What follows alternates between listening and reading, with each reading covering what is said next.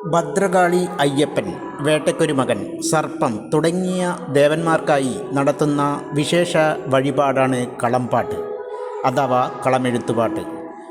കളമെഴുത്തും പാട്ടും പഞ്ചവർണ്ണപ്പൊടികൾ കൊണ്ട് മൂർത്തിയുടെ കളം വരച്ചതിനു ശേഷം മൂർത്തിയെ സ്തുതിച്ച് നന്ദുണി മീട്ടി ദേവതാസ്തുതി പാടുകയും ദേവതാ വേഷത്തോടെ വെളിച്ചപ്പാട് അനുഗ്രഹം നൽകുകയും പിന്നീട് കളം മായ്ക്കുകയും ചെയ്യുന്നു.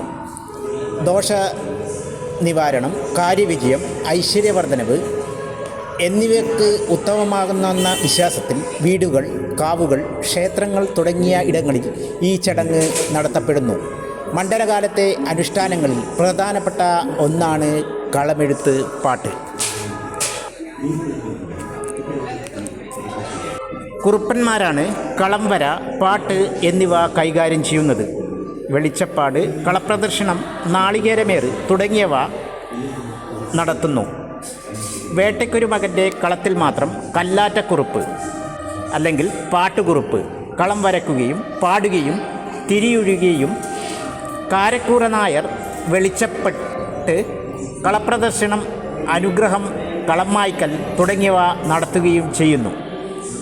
വിശേഷാവസരങ്ങളിൽ വേട്ടയ്ക്കൊരു മകനുള്ള കളംപാട്ടിൽ 12,000 നാളികേരം കാരക്കൂറ നായർ എറിയുന്നു. ദക്ഷിണകേരത്തിലെ കുറുപ്പന്മാർക്ക് വാദ്യം കൈകാര്യം ചെയ്യുകയും ചെയ്യുന്നു. കളമെഴുത്ത് പാട്ടിന് പിന്നിൽ പലതരം അനുഷ്ഠാന കർമ്മങ്ങളുണ്ട്. ഇതിൽ കെട്ടിവിധാനമാണ് ആദ്യത്തേത്. കളമെഴുതുന്നതിന് വേണ്ടുന്ന സ്ഥലം കെട്ടിയൊരുക്കുന്നതിനെയാണ് ഇങ്ങനെ പറയുന്നത്.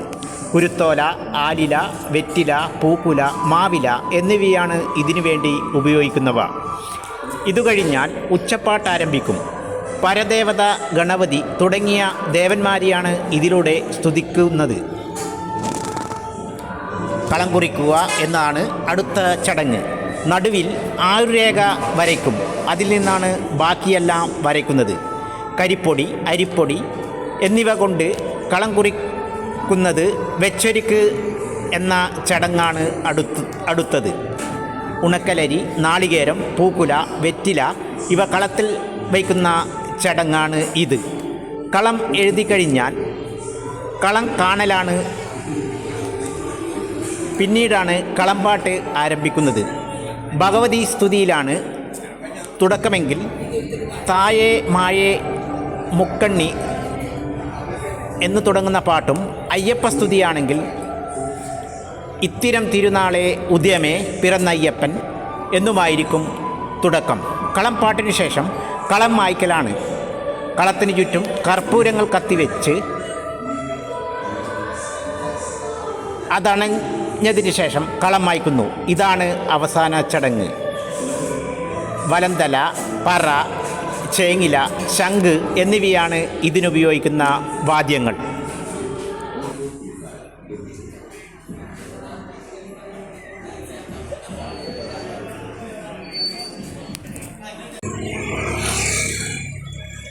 കേരളത്തിലെ ക്ഷേത്രങ്ങളിൽ നടക്കുന്ന ഒരു കലാരൂപമാണ് കളമെഴുത്തും പാട്ടും. സൃഷ്ടിസ്ഥിതി സംഹാരം ആണ് ഇതിൻ്റെ ലക്ഷ്യം. എന്നുവെച്ചാൽ ദേവനെ നമുക്ക് ശ്രീകോവിലേക്ക് നോക്കുമ്പോൾ അതിൻ്റെ ഒരു രൂപം നമുക്ക് കാണാത്തത് കൊണ്ട് അതിനെ നമ്മൾ കളമെഴുത്തിലൂടെ അവിടെ ജനങ്ങളെ കാണിച്ചു കൊടുക്കുന്ന ഒരു കലാരൂപമാണ് കളമെഴുത്ത്. പഞ്ചവർണ്ണ പൊടികളാണ് ഇതിൽ ഉപയോഗിക്കുന്നത്. പ്രകൃതിദത്തമായ പഞ്ചവർണ്ണ പൊടികളാണ് ഇതിൽ നമ്മൾ ഉപയോഗിക്കുന്നത്. പച്ച, മഞ്ഞ, ചുവപ്പ്, കറുപ്പ്, അരിപ്പൊടി അങ്ങനെ എല്ലാം പ്രകൃതിദത്തമായ സാധനങ്ങൾ കൊണ്ടാണ് നമ്മൾ ഈ കളമെഴുത്ത് എന്ത് ചെയ്യുന്നത്, സ്വരൂപിക്കുന്നത്. നമ്മൾ അതിനുശേഷം എന്ത് ചെയ്യുന്നു വെച്ചാൽ എവിടുത്തെ പൂജാരി നമ്പൂതിരി വന്നിട്ട് ഇതിന് എന്ത് ചെയ്യുന്നു, ഒരു ജീവൻ കൊടുക്കുന്നു. സൃഷ്ടി കഴിഞ്ഞു, സ്ഥിതി കഴിഞ്ഞു കഴിഞ്ഞാൽ വെളിച്ചപ്പാട് കോമരമായിട്ട് വന്നിട്ട് ഇതിനെ സംഹരിക്കുന്നു. ഇതാണ് ഇതിൻ്റെ യഥാർത്ഥ രൂപം. ഇത്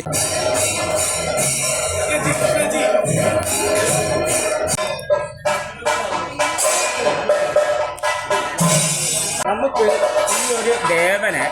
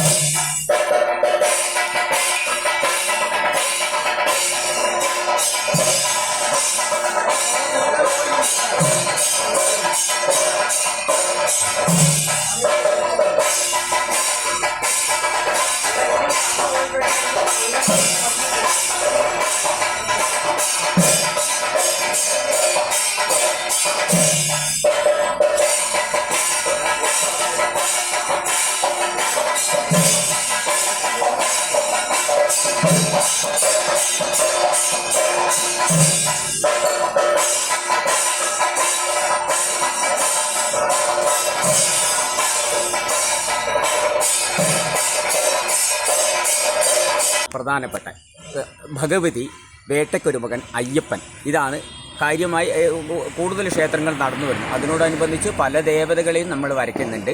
പക്ഷേ ഈ 3 ദൈവങ്ങളെയാണ് നമ്മൾ കാര്യമായിട്ട് എന്ത് ചെയ്യുന്നത്.